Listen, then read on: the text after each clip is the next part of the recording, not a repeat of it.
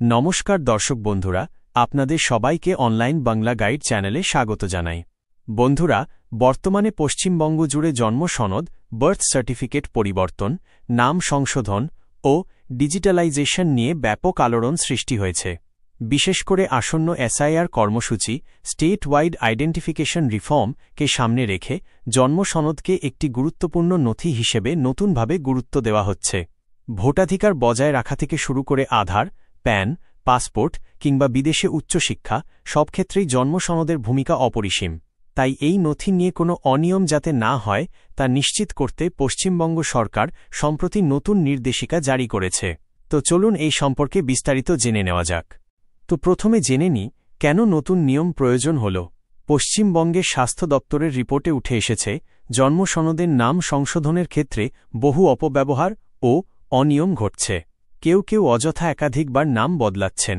জন্মের অনেক বছর পরেও নাম পরিবর্তনের আবেদন জমা দেওয়া হচ্ছিল। কিছু ক্ষেত্রে ইচ্ছাকৃতভাবে ভুয়া নাম ব্যবহার করে সুবিধা নেওয়ার চেষ্টাও দেখা গেছে। এই ধরনের অভিযোগ ও সমস্যার কারণে সরকার সিদ্ধান্ত নিয়েছে যে এখন থেকে জন্ম সনদের নাম সংশোধন করা যাবে শুধুমাত্র নির্দিষ্ট কয়েকটি পরিস্থিতিতে। ফলে প্রক্রিয়াটি হবে আরও স্বচ্ছ, কঠোর ও নির্ভরযোগ্য। তো এবার জেনে নিন কোন কোন ক্ষেত্রে নাম সংশোধনের সুযোগ থাকবে। নতুন নির্দেশিকায় স্পষ্টভাবে বলা হয়েছে, শুধুমাত্র কিছু নির্দিষ্ট শর্ত পূরণ হলে নাম সংশোধন করা যাবে। সেগুলো হল: ১. জন্মের সময় নাম উল্লেখ না থাকলে। অনেক সময় শিশুর জন্ম সনদে নাম খালি রাখা হয়, পরে স্কুল বা অন্যান্য কাজে নাম যুক্ত করার প্রয়োজন হয়। এই ক্ষেত্রে স্কুল সার্টিফিকেট, হাসপাতালের রিপোর্ট বা অফিসিয়াল বার্থ রেজিস্ট্রেশন রেকর্ড প্রমাণ হিসেবে জমা দিতে হবে। ২. টাইপোগ্রাফিক্যাল ভুল হলে। উদাহরণ: রাহুল এর জায়গায় ভুল করে রাহল লেখা হয়েছে।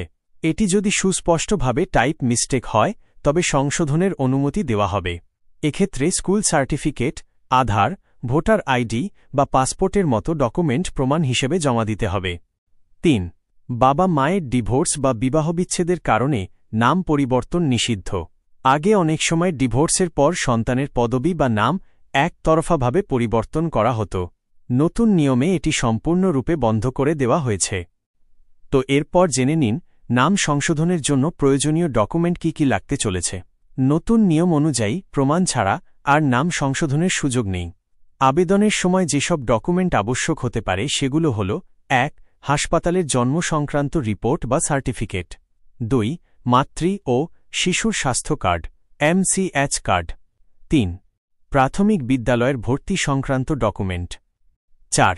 আধার কার্ড, ভোটার কার্ড যদি থাকে। ৫. আদালতের ডিক্লারেশন যদি প্রয়োজন হয়। ৬. বাবা মায়ের পরিচয়পত্র। তো এবার জেনে নিন কিভাবে আবেদন করবেন। নতুন নিয়মে আবেদন প্রক্রিয়া আগের মতো সহজ হলেও এখন তা আরও কাঠামোবদ্ধ। ধাপে ধাপে দেখে নিন। প্রথমে স্থানীয় স্বাস্থ্য দপ্তরে যোগাযোগ করুন। সংশ্লিষ্ট পৌরসভা বা পঞ্চায়েত অফিসে যেতে হবে। কিছু জেলায় অনলাইন আবেদনও সম্ভব। এরপর নির্ধারিত ফর্ম পূরণ করুন। CMOH অফিস থেকে বা অনলাইনে ফর্ম সংগ্রহ করা যাবে। ৩. প্রমাণপত্র সংগ্রহ করুন। আপনার কেস অনুযায়ী ডকুমেন্টস জোগাড় করে নিন। ৪. আবেদন জমা দিন। ফর্ম ও প্রমাণপত্র জমা দিলে স্বাস্থ্য দপ্তর তা যাচাই করবে। ৫. অনুমোদন সাপেক্ষে নতুন সার্টিফিকেট ইস্যু হবে।